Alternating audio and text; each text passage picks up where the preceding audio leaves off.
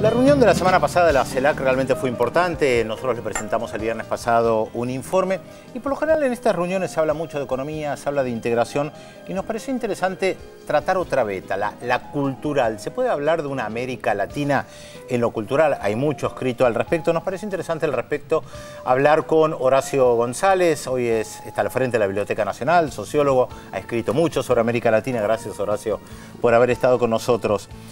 Y te voy a empezar con una pregunta provocadora. ¿Tenemos algo en común nosotros cuatro que estamos acá en esta mesa en Buenos Aires, con alguien que vive en el Caribe y habla inglés, con un indio tzotzil que está en México? ¿Se puede hablar, y podríamos dar muchísimos ejemplos de esta América Latina, ¿se puede hablar realmente de una identidad latinoamericana o es algo artificial creado desde lo político? No, esa disparidad hace interesante a América Latina y no deja de ser una entidad que desde el siglo XIX ha registrado la fuerte marca de una impronta política.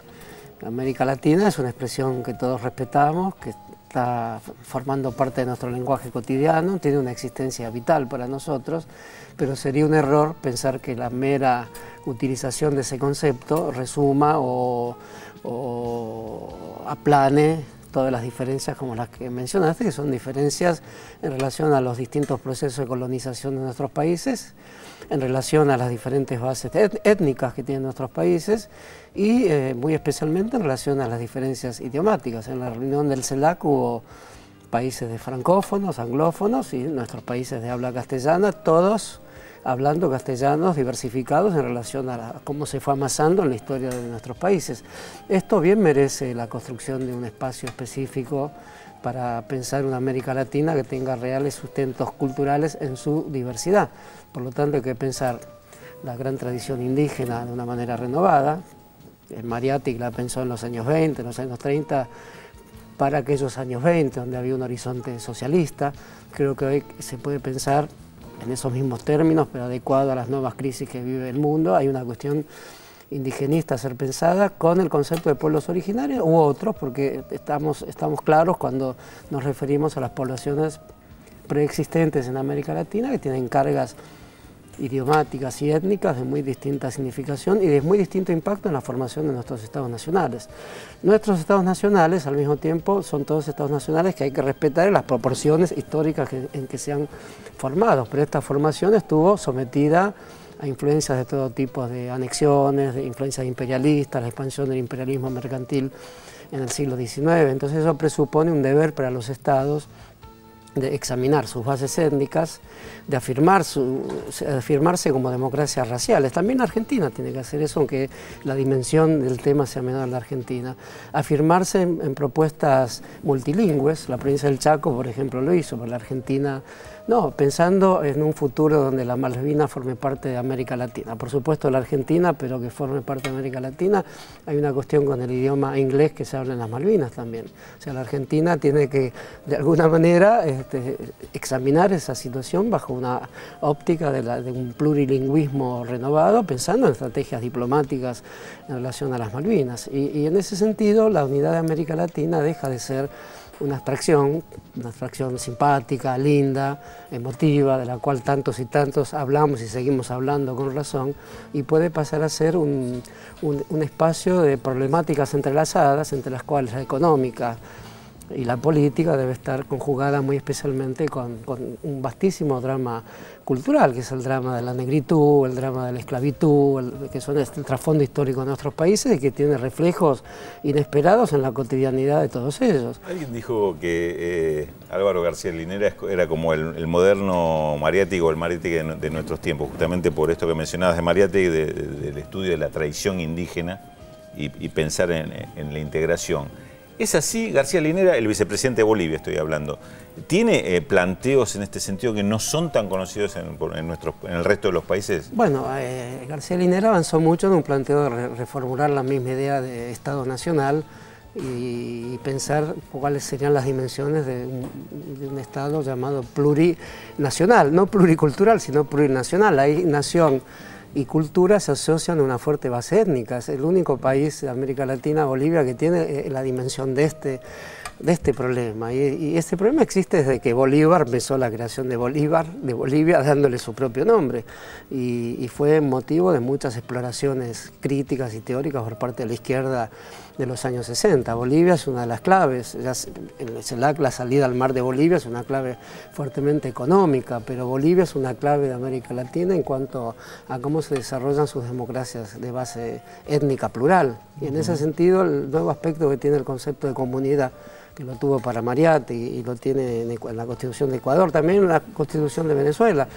Y en Bolivia, no sé si tiene rango constitucional la idea de comunidad, pero efectivamente tiene un fuerte rango político en la discusión cotidiana, porque cualquier reformulación del Estado que ahí se piense, y de hecho hay un proceso de reformulación del Estado, tiene que tener en cuenta el poder de las comunidades, que son formas de organización económica anteriores a la formación de los estados nacionales latinoamericanos. Por lo tanto, una reunión como la del CELAC es una reunión que, por supuesto, está regida por los tembladeres políticos de la época, pero no puede dejar de revisar la historia de nuestros países de una manera en que se intentó hacer a lo largo de todas nuestras discusiones en los años 60, 70, pero hoy creo que faltaría como una gran obra, un gran discurso que pueda ser capaz de unificar todas estas dimensiones del problema: la lingüística, la étnica, la organización social y política, donde el Estado haga contrapunto con formas comunitarias, que tengan también controles económicos, que puedan resolver, en el caso de Bolivia, de una manera muy adelantada, incluso cuestiones de la justicia común.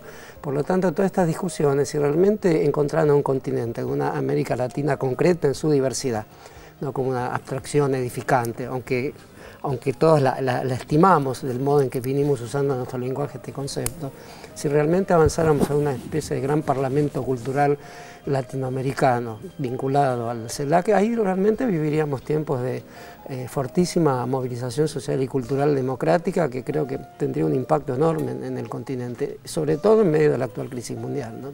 Yo lo veo, sí, en parte como una paradoja, ¿no? Porque por un lado se habla de esta integración desde la parte de la infraestructura, que también está muy atrasada porque nuestros países realmente no tienen ningún tipo de comunicación, pero la paradoja es que por un lado, salvo, como vos decías al comienzo, un pequeño grupo que habla francés, otro que habla inglés, y bueno, Brasil que habla portugués, pero igual nos entendemos, la mayoría tenemos el habla española como algo común, algo que por ejemplo en Europa no lo tienen justamente muchas más dificultades lingüísticas, pero por otro lado no tenemos ningún tipo de conexión cultural. Si la batalla de las mentes está lejísimo, porque ni siquiera conocemos los patriotas de los otros países. La mayoría de nosotros no sabe, digo, en general no sabe ni quién fue Santander, sí, ni sabe si Sucre. Ni lo que pasa en los otros países.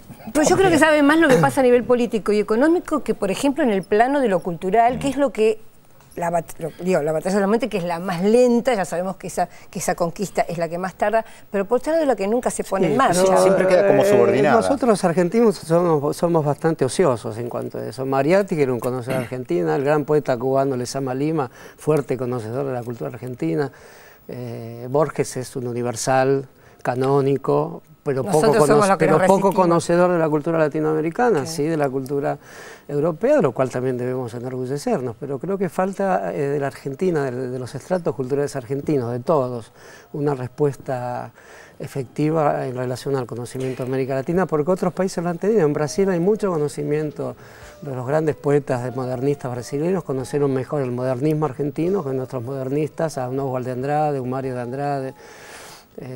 Cuando se llega a un estadio de fuerte difusión, un Jorge Amado, un García Márquez, efectivamente las literaturas se conjugan, sostenidas por grandes editoriales, pero esto no está pasando en este momento. Y hablando de eso, justamente, la diversidad idiomática en América Latina, que es el portugués y el castellano hablado de distintas maneras, merecería una institución cultural latinoamericana fincada en cuestiones idiomáticas, y eso tendría un impacto muy directo en el control de las políticas editoriales de nuestros países. Pero siempre se lo posterga, siempre está como lo económico. Bueno, lo estamos hablando. Ahora, yo lo tengo como algo de tanta importancia como la creación de un Banco Central Latinoamericano o de un oleoducto Totalmente. que vaya de Caracas a Buenos Aires. Para mí tiene la misma dimensión. Por eso te invitamos. Sí, bueno, ya hay algo entonces como... queda dicho esta cuestión.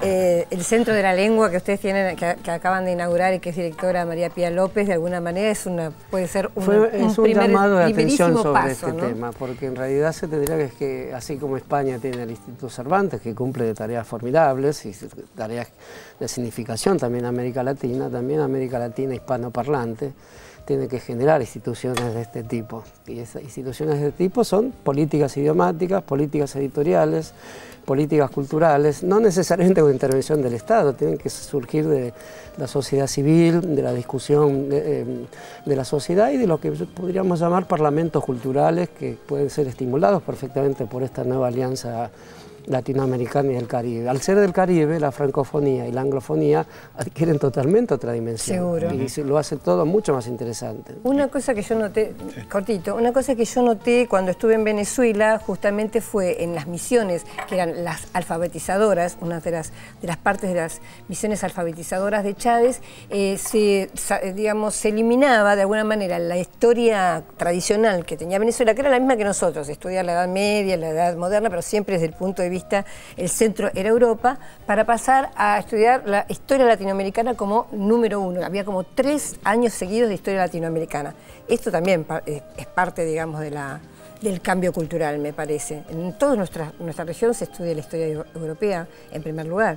Bueno, ha habido cambios en los últimos tiempos, pero es cierto que si pusiéramos el centro de lo que fue el siglo XIX desde el punto de vista de las perspectivas educativas, un Simón Rodríguez y un Andrés Bello, los dos venezolanos actuando en toda Latinoamérica, en contrapunto con Sarmiento, cuya figura hay que revalorar de muchas maneras. No es, nunca deja de ser obvio que es una gran discusión Sarmiento, pero formidable discusión. Entonces, todo el aparato educativo que nosotros tenemos, el heredado del siglo XIX y el que heredaron los demás países, tiene que ser revisto en relación al estudio de estas grandes propuestas educativas del siglo XIX, la de Simón Rodríguez, que tanto influye en la Venezuela contemporánea, es formidable, y de eso sí conocemos poco, y eso exige que nuestros planes de estudios estén atentos. No se reforma de cualquier manera un plan de estudio en Argentina, sabemos lo que significa esa discusión, pero es necesario lanzarla a la sociedad la discusión, y esta discusión tiene pespuntes hoy interesantes, ¿no? Por eso justamente queríamos invitarte, porque queremos lanzar el tema y no quedarnos solamente en la gran política, en lo económico. Una observación más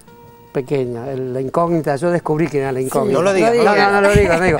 Pero es interesante la figura de esa incógnita. Porque, ¿es nuestra o no es nuestra? Porque de alguna manera, por cómo fue leído en la Argentina en los años 60 y cómo influyó en los asuntos de Argelia, que tanto impactaron en los años 60 argentinos, creo que la lectura de este gran autor martiniqueño y negro introduce al revés el triángulo de la esclavitud, de cómo iban los esclavos al Caribe.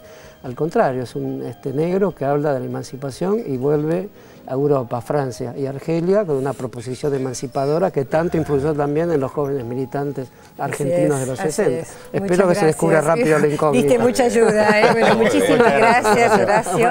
Bueno, despedimos al director de la Biblioteca Nacional.